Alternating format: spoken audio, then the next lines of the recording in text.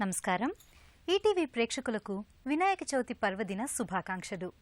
గణపతి ఈ పేరు తలచుకోగానే వినగానే ఎక్కడా లేని భక్తిభావన, ఆత్మీయమైన సాలోచన మదిలో మెదులుతుంది. మనకెందరో దేవుళ్ళున్నారు. ఇంతమంది దేవుళ్ళు ఉండగా గణేశుడికే ఎందుకంత ప్రాధాన్యం? సమస్త సృష్టిని నడిపించేది ఎవరు? మహాశక్తి. ఆ దివ్యశక్తి మనల్ని అనుగ్రహిస్తే మనకదే వరం. కానీ ఆ శక్తే ఆగ్రహిస్తే కలవరం. అలాంటి ఆదిశక్తి ఎంతో ముచ్చటపడి మురిపెంగా ముక్త మోహనంగా తన స్వహస్తాలతో తయారు చేసిన ముద్దుల బొమ్మ గణపయ్య. మరలాంటప్పుడు ఆయనకు కాక ప్రాముఖ్యం ఇంకెవరికి? జగన్మాత శుభ దీవెనతో ఆకృతి దాల్చిన గణపతే ఆది పూజలందుకునే దైవం, వరాల సిరుల్ని అందించే దైవం. అందుకే ఊరు వాడ దేశం నలుచెరగుల గణపతి ఆలయాలు, మందిరాలు వెలిశాయి. వీటిలో సలక్షణంగా విలక్షణమైనవి ఎన్నెన్నో. అలాంటి గణపతి దివ్య మందిరాలలో కొన్ని మందిరాల విశేషాల్ని విశిష్ట రూప వినాయక అనే ఈ ప్రత్యేక కార్యక్రమంలో తిలకిద్దాం.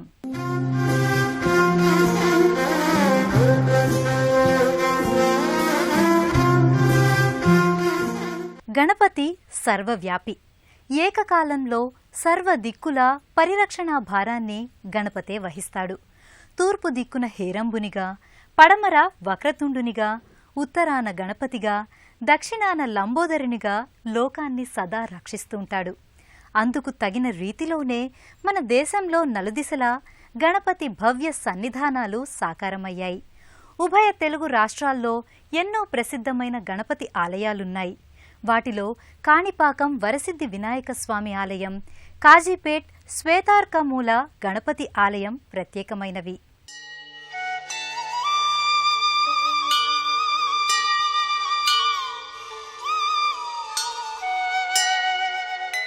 మహాకూప సంసేవ్యమారాధ్య రూపం సదా సుస్మితం సర్వలోకైక పూజ్యం ప్రభుం కాణిపాకేశ్వరం వక్రతుండం కుమారాగ్రజం భజేహం ఏకదంతం. ఉమాసుతం శోక వినాశకారణం నమామి విఘ్నేశ్వర పాద పంకజం.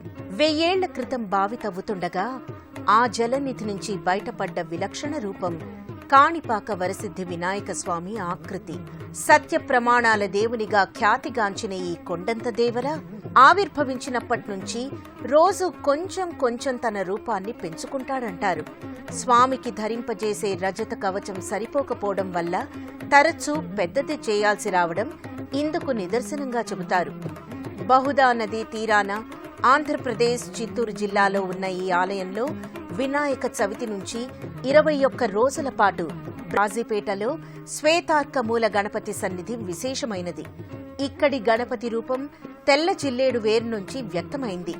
తెల్ల జిల్లేడు శతాధిక సంవత్సరాలు పెరిగితే ఆ చెట్టు మూలంలో గణపతి ఆకృతి తయారవుతుందని నారద పురాణం వివరించింది. ఆ పురాణ ప్రశస్తికి తగిన రీతిలో ఇక్కడ స్పష్టమైన శ్వేతార్కమూల గణపతిగా స్వామి స్వయంగా ఆవిష్కారమయ్యాడు. గ్రహపరమైన దోషాల నివారణకు శ్వేతార్క గణపతి ఆరాధన, దర్శనం ఉపకరిస్తాయి. రూప వినాయక ప్రత్యేక కార్యక్రమానికి తిరిగి స్వాగతం.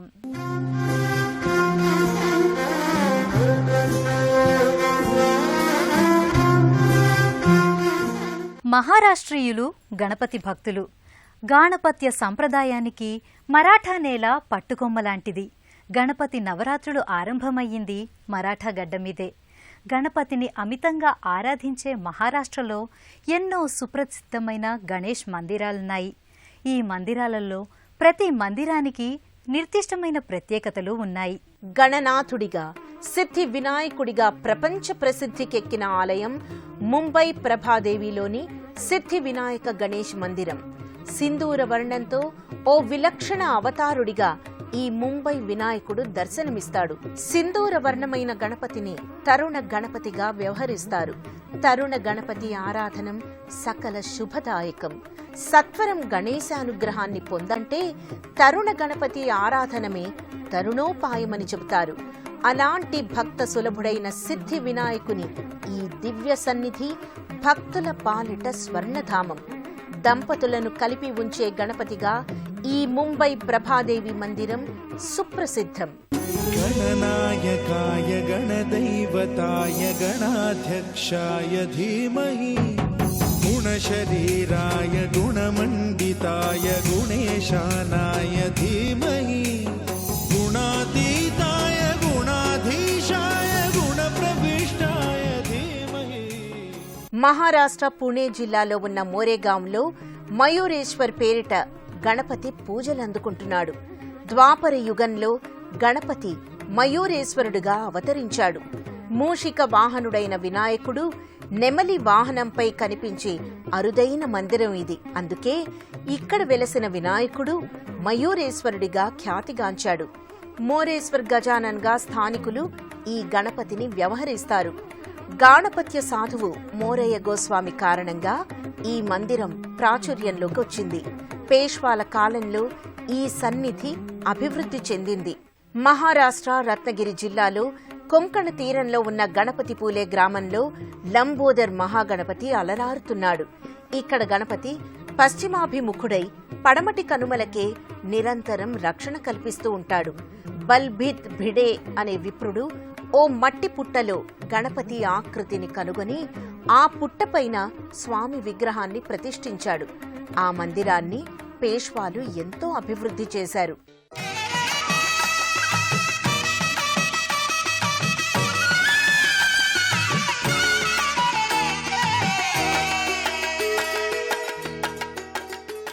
పరమేశ్వరునికి జ్యోతిర్లింగాలు, అమ్మవారికి శక్తిపీఠాలు, శ్రీ మహావిష్ణువుకు దివ్యదేశాలు ఉన్న తరహాలోనే గణనాథుడికి అష్టవినాయక క్షేత్రాలున్నాయి.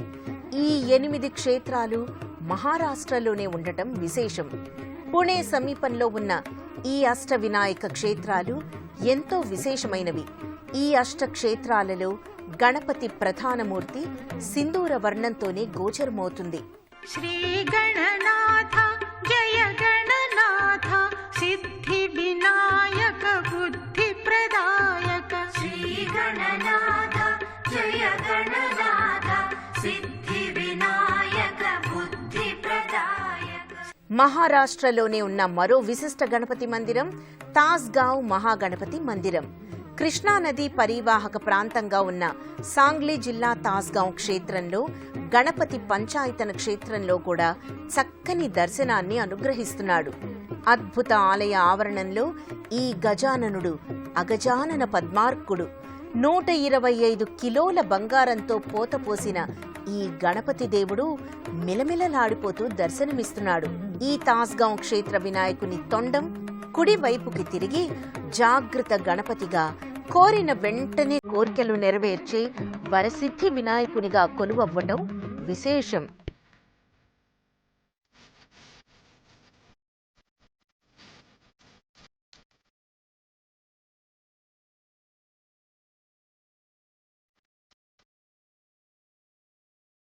కృష్ణానది తీరాన మరో మహిమాన్విత ఆలయం సాంగ్లీ గణపతి మందిరం. ఈ సాంగ్లీ గణపతి పంచాయతన మందిరానికి పుష్కరిణిగా, సాంగ్లీ క్షేత్రానికి తీర్థంగా కృష్ణానది ప్రవహిస్తోంది. పుష్కలమైన పసుపు పంట పొలాల మధ్య ఈ స్వామి హరిద్ర గణపతియే తన ఇరువురు భార్యలైన సిద్ధి బుద్ధిల సమేతంగా గర్భాలయంలో దర్శనమిస్తున్నాడు. పాలరాతి శ్వేతవర్ణంతో మెరసిపోయే వరసిద్ధి వినాయకుడిగా ఈ సాంగ్లీ క్షేత్ర గణపతి దేవుడు ప్రకటితమయ్యాడు. పసుపు, చెరకు, ద్రాక్ష రైతులు, వ్యాపారుల నుంచి వివిధ వర్గాల వారి వరకు అందరి అర్చనలను అందుకునేందుకు ఘనంగా కొలువు తీరినవాడు ఈ సాంగ్లీ గణపతి. ఓం గం గణపతయే నమో నమః, శ్రీ సిద్ధి వినాయక నమో నమః, అష్ట వినాయక నమో నమః, గణపతి బాప్పా మోరయా. గణనాయకుడు బహురూపధారి. గణపతి అందరి దైవం, అందరికీ ఆనందాన్ని పంచే దైవం. ఆర్షధర్మాన్ని అనుసరించే వారికి ప్రియమైన దైవం గజాననుడే. అందుకే దేశమంతా గణపతి ఆరాధనకు విశేష ప్రాముఖ్యముంది. కర్ణాటక రాష్ట్ర రాజధాని బెంగళూరు మహానగరంలో దొడ్డ బసవಣ್ణ గుడి ప్రాంతంలో దొడ్డ గణపతి ఆలయం సుప్రసిద్ధమైంది. 18 అడుగుల పొడవు, 16 అడుగుల వెడల్పుతో ధీర గంభీర ఆకృతిలో మహావిరాట్ గణపతి విగ్రహం దర్శనీయమవుతుంది. ప్రతి బుధవారం మహాగణపతి భారీ విగ్రహాన్ని 100 కిలోల వెన్నతో అలంకృతం చేస్తారు. నవనీత గణపతిగా, బెన్నా గణపతిగా, దివ్య ప్రభాభాసితంగా పరమేశ్వరుడి నుంచి రావణుడు ఆత్మలింగాన్ని వరంగా పొందినప్పుడు గణపతి ఓ బాలుడి రూపంలో వచ్చి ఆ ఆత్మలింగాన్ని నేలపై పెట్టాడని, ఆ ప్రదేశమే గోకర్ణంగా ప్రసిద్ధిగాంచిందనేది పురాణ గాథ. ఉత్తర కన్నడ జిల్లాలో ఉన్న ఈ ప్రసిద్ధ క్షేత్రంలో శివుడు మహాబలేశ్వరుడిగా పూజలందుకుంటున్నాడు. ఈ క్షేత్ర ఆవిర్భావానికి కారకుడైన గణపతి గోకర్ణ మహాగణపతిగా భక్తుల్ని అనుగ్రహిస్తున్నాడు. ఈ స్వామి దర్శనం వల్ల జాతకపరమైన దోషాలు తొలగుతాయని భక్తుల విశ్వాసం. కర్ణాటక వాసులు విఘ్నేశ్వరుణ్ణి గణప్ప అంటారు. కన్నడ నేలపై ఉన్న గణపతి క్షేత్రాల్లో చాలా వరకు స్వయం వ్యక్త రూపాలున్నవే కావడం విశేషం. కోలార్ జిల్లాలోని కురుడుమలై గణపతిని ఉపాధి గణపతి, ఉద్యోగ గణపతి, ఆధార గణపతి అంటారు. 14 అడుగుల ఏకశిలా సమన్విత సాలగ్రామ వినాయకమూర్తి అత్యంత మహిమాన్వితమైనదిగా భక్తులు భావిస్తారు. సప్తర్షులు ఈ విగ్రహాన్ని ప్రతిష్ఠించారని ప్రతీతి. ఈ గణపతి దర్శనం వల్ల ఉద్యోగ, ఉపాధి అవకాశాలు లభిస్తాయని భక్తుల ప్రగాఢ. విశిష్ట రూప వినాయక ప్రత్యేక కార్యక్రమానికి తిరిగి స్వాగతం.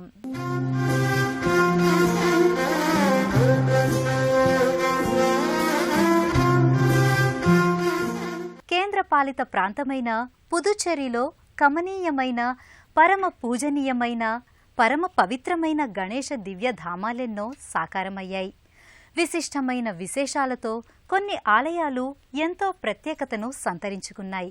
మరో అపురూపమైన, అపూర్వమైన దర్శనమిచ్చే గణపతి దేవస్థానం పుదుచ్చేరిలోని శ్రీ అరుళ్మిగు మనకొళ వినాయగర్ దేవస్థానం.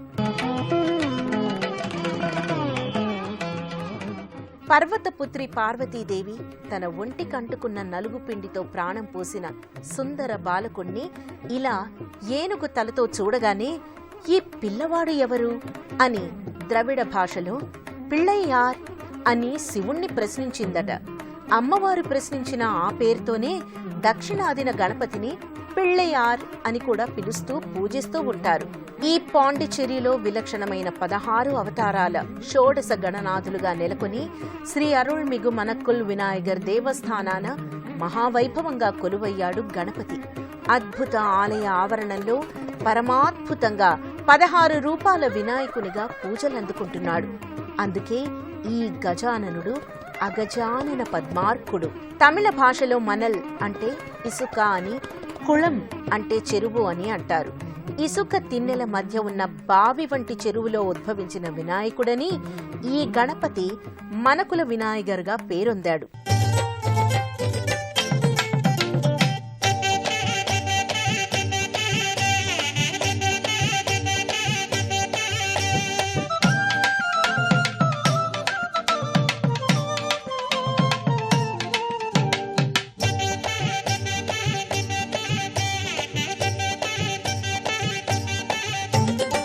తమిళనాడులో వినాయగర్, పిళ్ళయ్యార్ పేర్లతో గణపతిని వ్యవహరిస్తారు.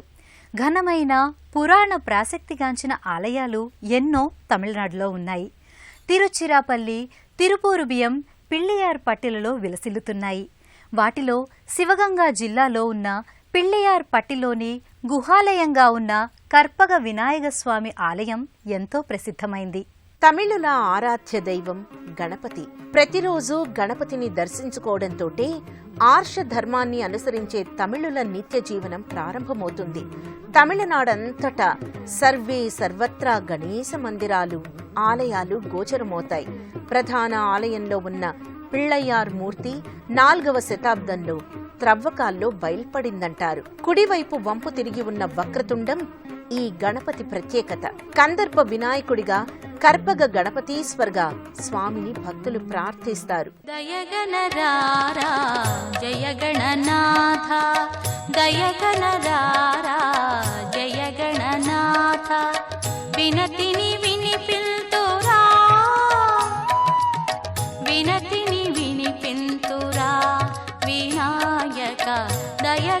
రారా. తమిళనాడు తిరుచిరాపల్లి రాక్ఫోర్డ్ ఉచ్చిపిళ్ళయార్ గణపతి ప్రఖ్యాతమైంది. ఈ ఆలయంలోని గణేశుణ్ణి విభీషణుడు ప్రతిష్ఠించాడంటారు. రాముడికి జయం కలగాలని, ధర్మమే గెలవాలని విభీషణుడు ఆకాంక్షిస్తూ ఈ గణపతిని ప్రతిష్ఠించాడని స్థల పురాణోక్తి. అందుకే ఈ గణపతిని విజయరామ గణపతి, ధర్మదీక్ష గణపతి, విభీషణ గణపతి అంటారు. రాహుకేతు దోషాల నివారణకు ఈ గణపతి దర్శనం ఉపకరిస్తుందని నమ్మకం. కేరళలోని మధుర మహాగణపతి ఆలయం కాసర్గోడ్ జిల్లాలోని మాధుర్లో ఉంది. బొడ్డ గణేష్గా ఈ స్వామిని వ్యవహరిస్తారు. బాలుడైన ఓ భక్తుడు మధురానాథేశ్వరుడు నెలకొన్న గర్భాలయంలో గణపతి చిత్రాన్ని గోడపై లిఖించాడు. ఆ చిత్రమే శిలగా మారి మధుర గణపతిగా ఆకృతి దాల్చిందని స్థల పురాణం.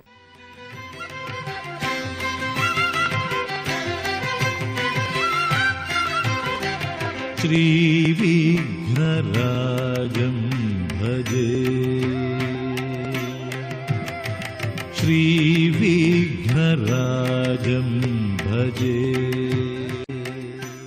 గణపతి రూపం ఎంత విచిత్రమో ఆయన వైభవం, ప్రాభవం అంత విశేషమైంది. పంచభూతాలలో సమస్త సృష్టికి దైవమొక్కడే. ఆ దైవమే గణపతి అని శృతులు తెలియజేస్తున్నాయి. గణేశుడి ఆరాధన సమస్త దేవతారాధనగా వేదం ప్రతిపాదించింది. అందుకే లెక్కకు మిక్కిలిగా ఊరూరా, వాడవాడలా దేశంలోని వివిధ ప్రాంతాలలో ప్రఖ్యాత గణపతి సన్నిధానాలు సాకారమయ్యాయి. మధ్యప్రదేశ్ రాష్ట్రంలోని పురాణ ప్రసిద్ధమైన ఉజ్జయినిలో వెలసిన గణపతిని చింతామన్ గణపతిగా వ్యవహరిస్తారు. ఉజ్జయినిలో మహాకాళేశ్వరుడు, మహాకాళీమాత కొలువై ఉంటారు. ఆ స్థాయిలోనే గణపతి కూడా ఇక్కడ చింతాహరణ్ గణపతి, చింతామన్ గణపతిగా భక్తులచే పూజలందుకుంటున్నాడు. వృద్ధి సిద్ధి మాతల సమేతంగా భక్తుల అభీష్టాల్ని నెరవేర్చడానికి చింతామన్ గణపతి విరాజమానుడై ఉన్నాడు. 11వ శతాబ్దంలో మాల్వాను పాలించిన పరమార్ రాజవంశీకులు ఈ మందిరాన్ని నిర్మించి అభివృద్ధి చేశారు. ఇదే క్షేత్రంలో బడా గణేష్ మందిరం కూడా దర్శించుకుని అర్చించుకోదగ్గ మరో మహత్తర ఆలయం. విరాట్ రూపుడైన బడా గణేశుడు పేరుకి తగ్గట్టుగా భారీ కాయుడై లంబోదరుడై కానవస్తాడు.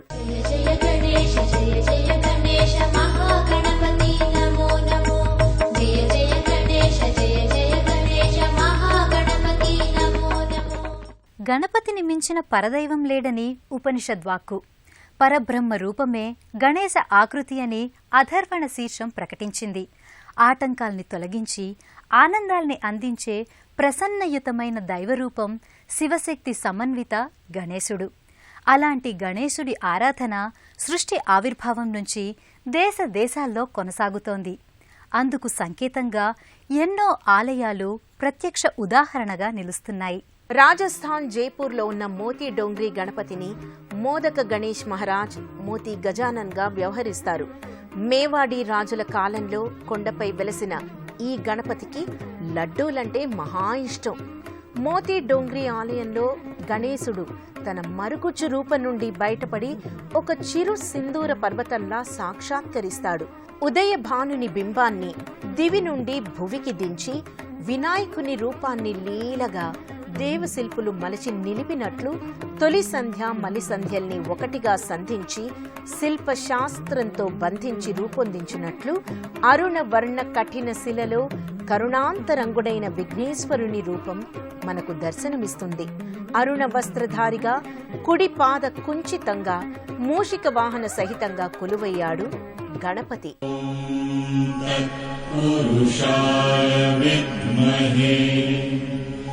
వక్రతుండాయ ధీమహి తన్నో దంతి ప్రచోదయాత్.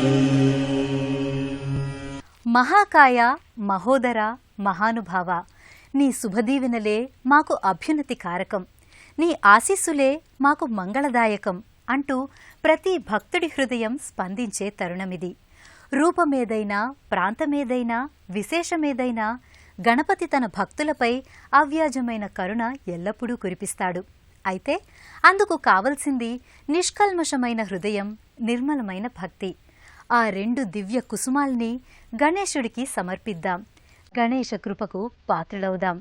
అందరికీ వినాయక చవితి శుభాకాంక్షలతో నమస్కారం.